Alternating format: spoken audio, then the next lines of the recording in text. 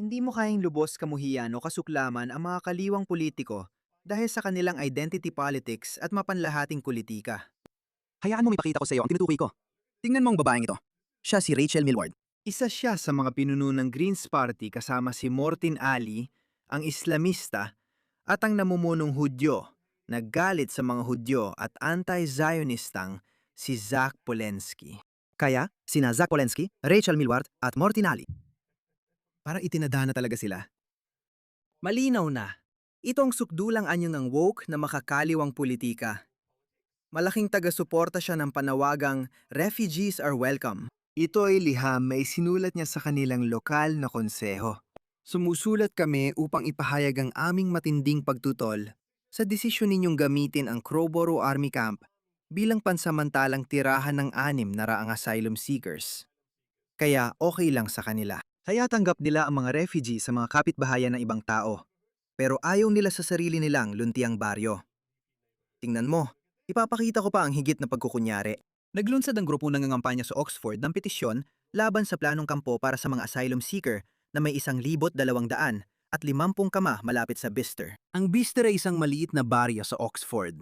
At nagpoprotesta rin sila doon. Hindi na kailangan sabihin, ang Oxford ang nasa likod ng refugees are welcome na protesta sa buong bansa. Tingnan mo ito. Ito sila nagpuprotesta laban sa pagpapatira ng mga imigrante. Pasensya na, laban sa pagpapatira ng mga asylum seekers sa kanilang maliit na baryo. Muli, mga refugee para sa inyo, pero hindi para sa akin. Bakit ko ito sinasabi sa'yo? Dahil sa hangal nilang politika, ang mga madaling maimpluwensyahan at hangal na tao ay nagiging biktima nito. Tingnan mo ang babaeng ito. Siguro alam mo na yung babaeng Amerikana na iniwan ng Amerika ayon sa profile niya. Sabi niya, F. ICE. Galit siya kay Trump. At nakilala niya ang lalaking ito, isang Jordanian na naghahanap ng asylum sa island.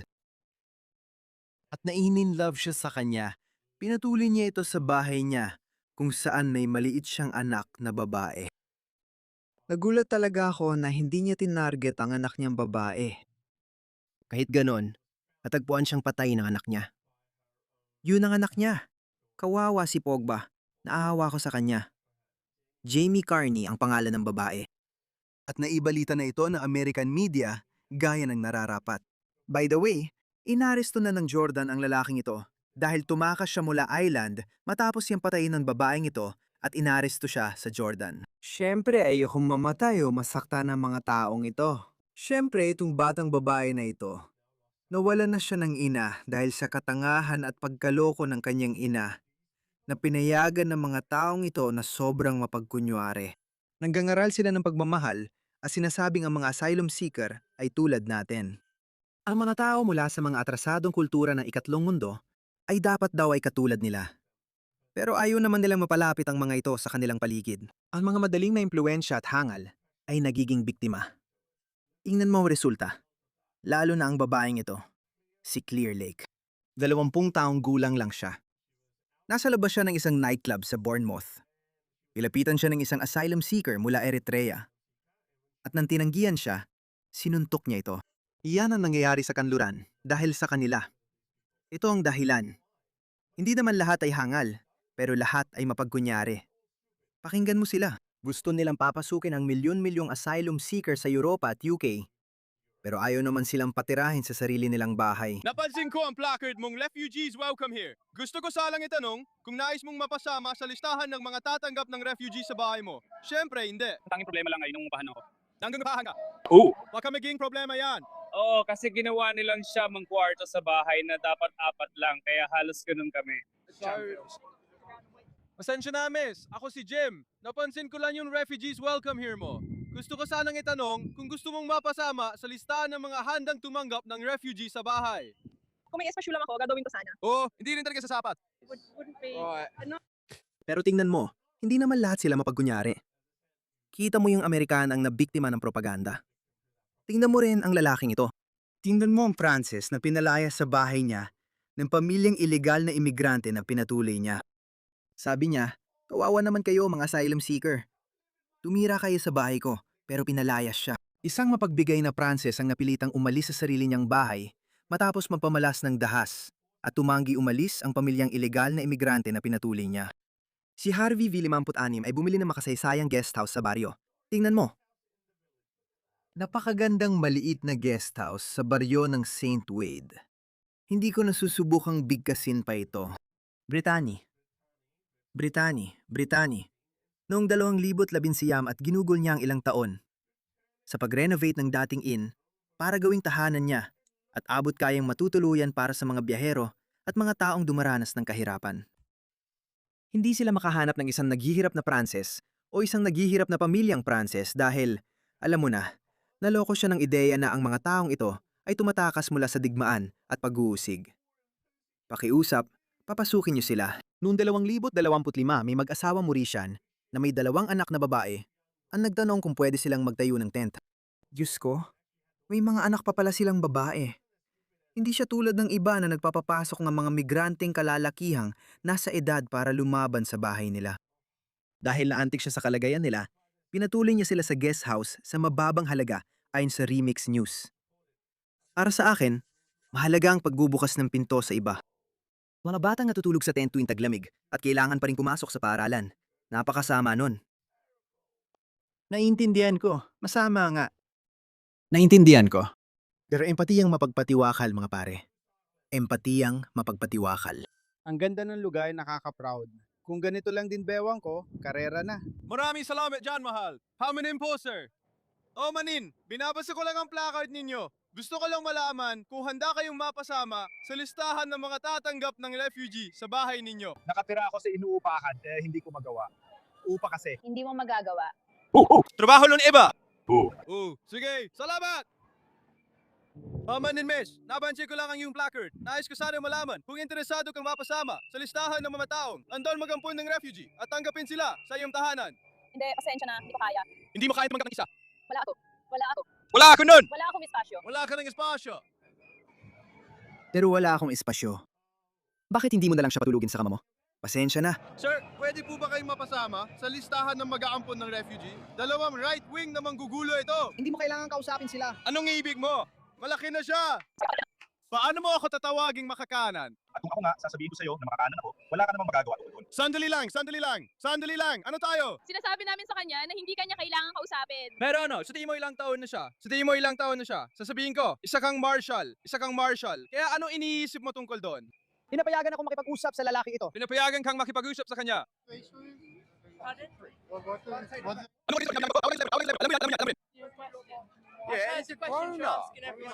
At alam ko rin yun, at alam ko rin. At lahat tayo ay pwedeng makipag-usap. Oo. Pero iminumong kaya ko na mas matanda siya na parang tatay mo na siya. At para kausapin mo siya sa ganung mapanghamak na tono, sa tingin ko, wala ka sa posisyon para gawin yan. Ang ibig kong sabihin, oras na. Well, nandito kami para sabihin sa kanya na hindi niya kailangan makipag-usap sa akin. Tingnan mo sila. Walang kailangan makipag-usap sa kanya. Tingnan mo yon, palagi silang nakakakuha, alam nila yan. Pasensya na, nabubunyag tayong mapagkunywari. Mas mabuti wag na lang silang makipag-usap sa iba. Oh, pero hindi mo na kailangan sabihin pa sa kanya yan. Oo, simula mo na magkalat ang masasamang chismis. Alisin mo yan, sa harap ko. Anong masamang sismis? Sila mismo ang nagsabi, ayaw nila sa kanila. Hindi mo dapat ginagawa yan sa publiko. Tanga ka. Hindi mo ginagawa. Hindi mo ginagawa. Umalis ka na. Titirahin mo ba ang refugee sa inyo? Oo, walang problema. Maglilista ka ba? Hindi mo alam mo, hindi ko siya kayang patuluyin. Sandali, hindi ko kaya kasi maliit naman bahay ko. Ang galing! Eto na, hinihintay ko! Salamat, mahal! Ingnan mo, una niyang sinabi, pasensya na, nakalimutan ko. Nakatira ako sa maliit na bahay. Alam mo ba ang gagawin niya? Magsisinungaling siya. Heto na, tapos naisip niya, oops, baka kailangan ko magpakita ng ID o kung anuman. May maayos siyang form. Baka hindi ako makalusot sa pagsisinungaling. Kaya sabi niya, naalala ko lang. Nakatira ako sa napakaliit na bahay. Ang dali namang palusot. Arlene, handa ka bang patuloyin ang isang refugee sa bahay mo? Oo, kung may espasyo ako. Kung may espasyo ka, nakakatawa yan! Oo! Sige, basagin mo na, magandang araw sa'yo! Oh, Kasama ko ang buong pamilya sa bahay. alam ko naman! Pakinggan mo, alam ko naman! Oo, syempre, sa prinsipyo. Sa prinsipyo, nandoon ang damdamin. Ang kulang lang ay ang kakayahan. Hindi ko kaya sana yan. Alam ko, yung nga ang sinabi ko. Oo, wala akong ginagawang masama. Kaya yung iba sa kanila sinasabi na hindi nila kaya sa ngayon kasi, alam mo na, wala silang sapat na resources. Paano naman ang UK? Kumusta naman ang resources ng UK? Nananatili na lang ang ekonomiya ninyo. Hindi kayo lumalago. walang produktibidad. Kayo ay, Nalulubog na sa lumalaking utang. ano ngayon? Hindi. Ayos lang yan. Pwede pa nating ipatuloy ang pagpasok nila. Ibagsak ang mga pasista sa dulong kanan. May ginagawa ba akong mali? Sir? May ginagawa ba akong mali? Tingnan mo kung gaano sila nahihiya. Yan ang ibig ko. Sorry, mahal. Pwede ba kitang isama sa listahan ng mag-aampon ng refugee? Hindi, salamat. Hindi? Salamat. Bakit hindi? Hindi ko alam anong refugee ang tinutukoy mo. Salamat, mahal. Pinahahalagahan ko. Walang anuman. Paumanhin. Handa ka bang tumanggap ng refugee sa bahay ninyo? Hindi. Hindi. Tatanggap ka ba ng refugee sa bahay mo? Hindi, salamat. Kung ganon, Saan natin sila ilalagay kung gano'n? Kunin. Saan natin sila ilalagay? Huwag mo nang alalahanin yan. Huwag mo nang isipin yan. Sorry, pare. Pwede ka bang mapasama sa listahan ng tatanggap ng refugee sa bahay? Nakatira ako sa isang tenement flat, isang kwarto lang. Sige. Hamanhin po, sir. di patulugin mo siya sa kama mo kasama mo. Hindi lang isa ang papatuluyin mo. Asikasuhin mo pa siya. Handa ka bang magampon ng isang refugee? Handa ako, oo. Kung may sapat akong espasyo. Kung may space ka, saan natin sila ilalagay? Saan natin sila ilalagay? Oo. Maraming tao na may... Sino ka? Anong pangalan mo? Ako si Alistair. Nakapag-ampon na ako ng refugee. Salamat. Paumanhin, nakita mo na ba ang listahan? Kailangan nating maghintay para sa refugee. Huwag mo kausapin ng ganyan. Ang mga taong ito ay Nazi. Sige, salamat. Pag-usapan natin ang tungkol sa laing yun. Alam namin ganun ka. Hindi, lumapit ka doon. Tinawag mo akong, ano ibig mong sabihin? Hello? Sino ka ba talaga? Lumayo ka sa akin. Ano ang ibig sabihin ng racism para sa'yo? Lumaban ka, itulak sila pabalik. Diyos, ibig sabihin nito ay hindi pagkakapantay-pantay para sa mga hindi makakarating. Oo. Ito ay bagong video. Ngayon, nag-aalok ang Labour Party ng 350 pounds kada buwan para patuluyin ang mga illegal na refugee. Pero kapag tinanong mo sila kung gusto nila dito at binigyan ng 350 quid kada buwan, hindi. Pasensya na, wala kang sapat na espasyo. Pero ang UK ay isang napakalaking bansa, hindi mo ba alam? Para sa mga hindi kabilang dito. Oo, kamanga-manga. Hindi ko alam kung anong sinabi niya. Hindi, ikaw ang lumapit doon. Tinawag mo akong malaki. Kulangot? Anong ibig mong sabihin? Sino ka, gago? Lumayo ka sa akin, gago! Ano ang ibig sabihin ng rasismo para sa'yo?